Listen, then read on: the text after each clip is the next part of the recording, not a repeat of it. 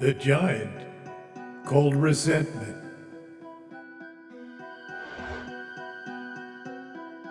Resentment describes a negative belief reaction to being mistreated. There's no cause of resentment, but most cases involve an underlying sense of being mistreated or wronged by another person.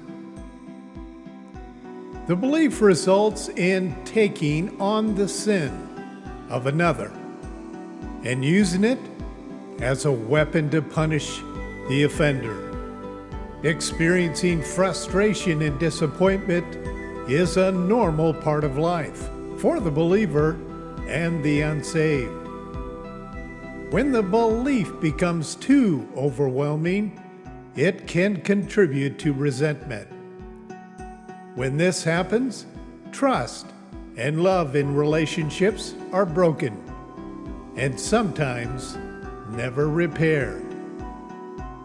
Ultimately, it affects believers' relationship with the indwelling life of Jesus.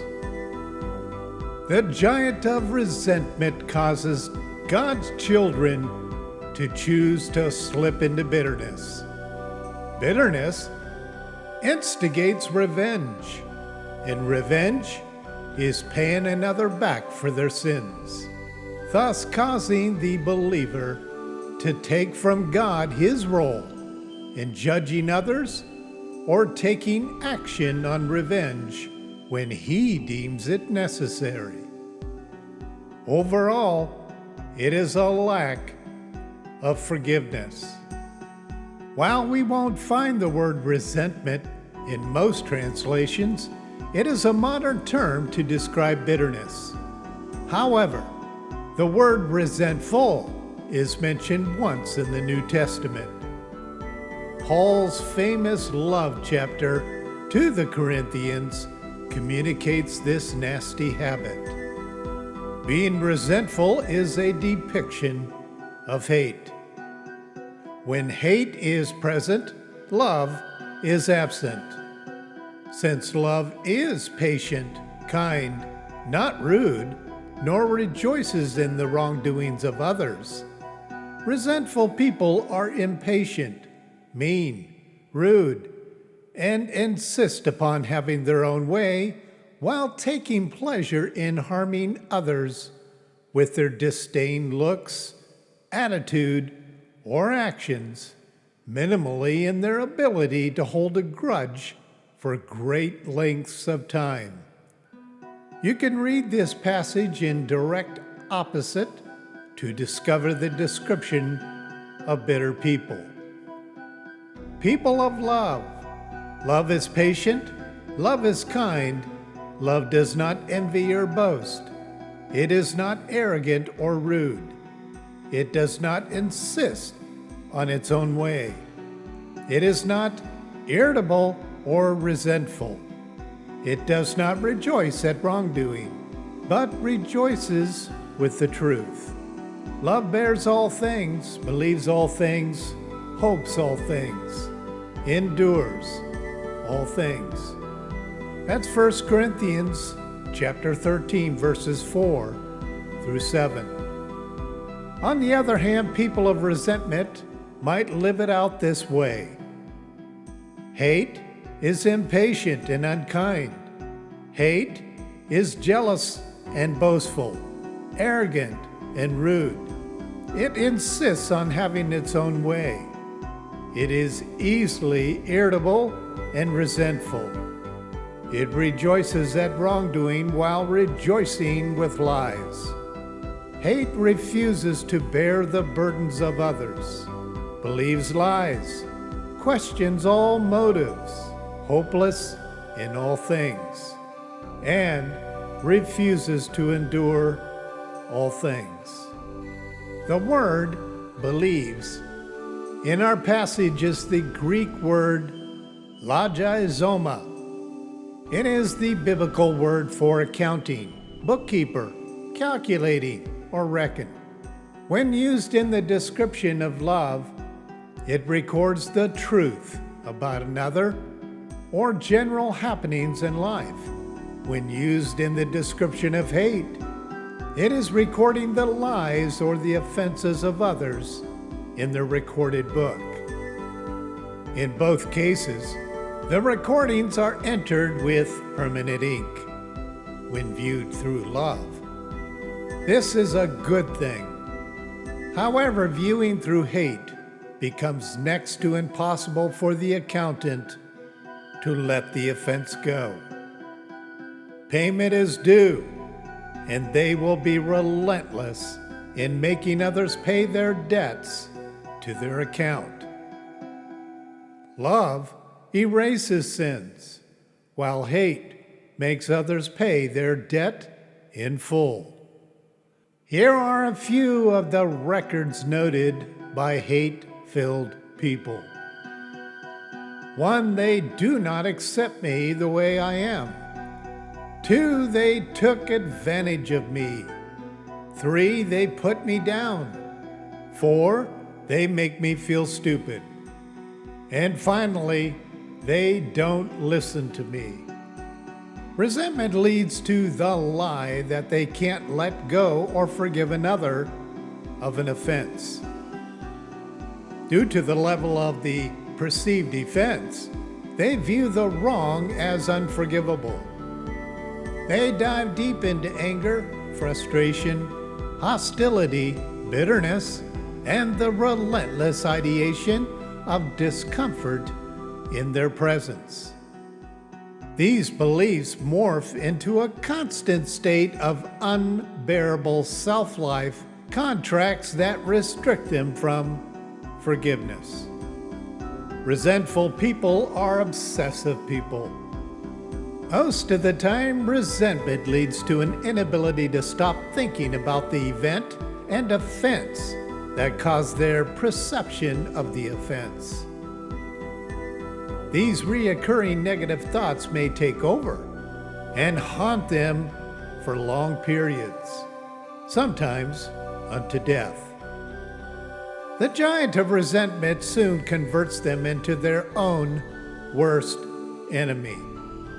When that happens, they find it difficult to live with themselves while projecting all of the sorrows onto those who hurt them. Now, the worst part of all this, when they encounter strangers or friends that remind them of a person in their record book, they treat innocent people harshly, and oddly enough, they punish bystanders for the sins another committed. In reality, it is an upside wrong way of protecting themselves. Sad to say, resentful people either keep their distance in relationships or end the existing relationships that match their recorded wounds. The results of this morbid habit are ultimately causing the giant of resentment to overwhelm them with beliefs that they are invisible and inadequate in most social gatherings. When this happens, old beliefs of anger and bitterness demand flare-ups when needing to push others away. One of the most common manifestations of those trapped by this giant is they can't let go of the compulsivity of anger outbursts. For some odd reason, they adopt the lie that expressing anger will somehow remove their bitterness. As you might guess, it doesn't.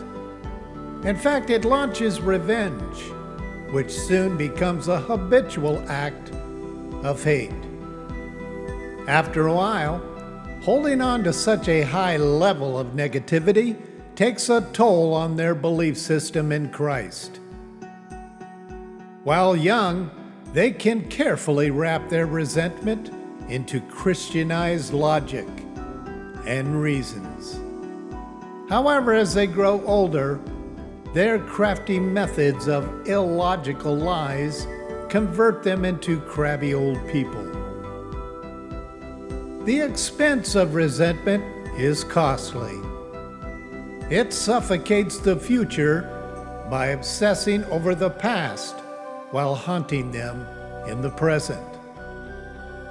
Each trade the freshness of a new day with all the possibilities of pain and suffering of the tomorrow.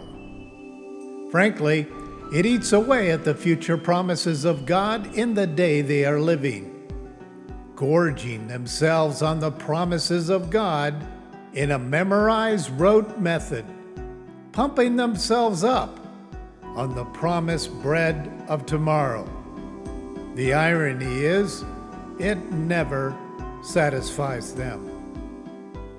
There's a better way. The righteous solution for fighting the giant of resentment depends mainly on allowing Jesus to reveal the cause of the harbored unforgiveness and identifying the who these offenders are.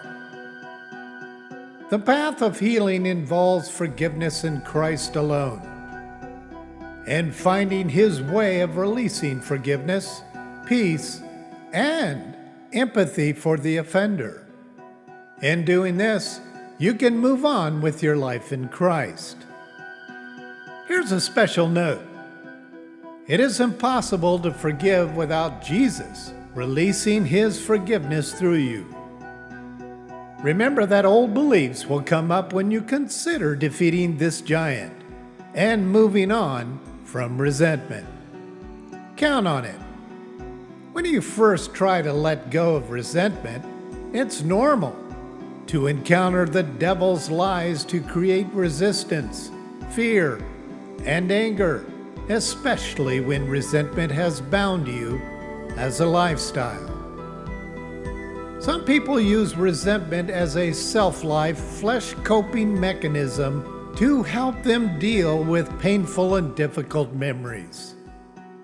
While this may present itself as justifiable at first, it can prevent you from releasing Christ to extend forgiveness. Satan is counting on this. Extending compassion does not start with yourself. That is a lie. Releasing the existing compassion of Jesus in you is the key to authentic freedom. Loving others first is the release to chasing hatred to its proper place, the pit of hell. Loving yourself first binds you to yourself again and again. Here are the 5 basic steps to resisting this giant. Number 1, think it through. Drop the superiority attitude. Confess this to Jesus. Superiority works to place the offender lower than oneself. Bitterness might act superior, but bitterness is a confession of overwhelming defeat in God's reality. If you refute being made humble before the Lord, you will lose the battle, guaranteed. Number 2, journal the process. Write down who offended you, the offense, and what you did in return. Be honest. God has used pen and paper since the beginning of time. Ultimately, it gives you a reference point to review when that temptation arrives to hold the person, offender, guilty again. Always remember, what is released on earth is released in heaven. Don't mock God. Number 3, reconcile it in Christ. First things first, pray through the list of offenders and offenses by asking the Lord to release His forgiveness through you for them. Once you do this, place a check mark by the noted item.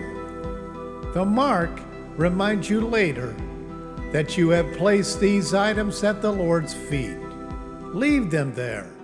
Secondly, confess your reactions to this person as sin before the Lord. Accept the existing forgiveness He gave you on that day of your salvation. Don't beg. Move on. Number 4, consider seeking forgiveness. Go to the person you have wounded by your bitterness and resentment. Never bring up their offense. Confess how you have been treating them as sin. While it is only Christ that can forgive the offenses of others, we encourage people to ask for their forgiveness. It humbles them. Never go to these people alone if it involves a sexual offense. Take a brother or sister in Christ with you under these conditions. Finally, number 5, talk it over.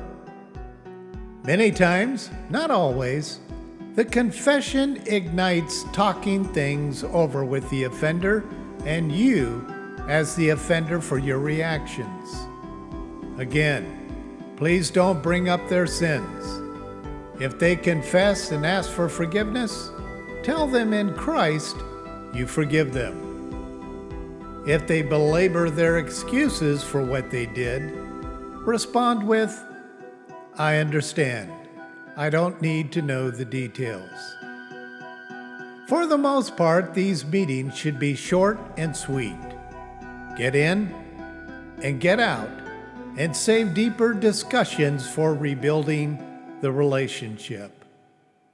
As a discipler, I have walked people through these 5 steps for over 40 years. It works. If you are sincere in your confessions and extending forgiveness in Christ, you can give it all up. You can get over it and move on with your life. We need to live the Christ life this way, daily. The next time, and there will be a next time, follow these steps on the day it happens. Never let your sun go down on your anger, or the night hours will call the giant of resentment back to rule your life. The giant of resentment will suck the life out of any indwelt believer if unforgiveness overwhelms life. Since Satan can't pluck you out of the Lord's hands, he will deceive us into thinking indwelt Christians cannot live the victorious life. He is a liar. We can live all the promises of the victorious life in Christ if we obey what Jesus says to cement our redemption. Until next time,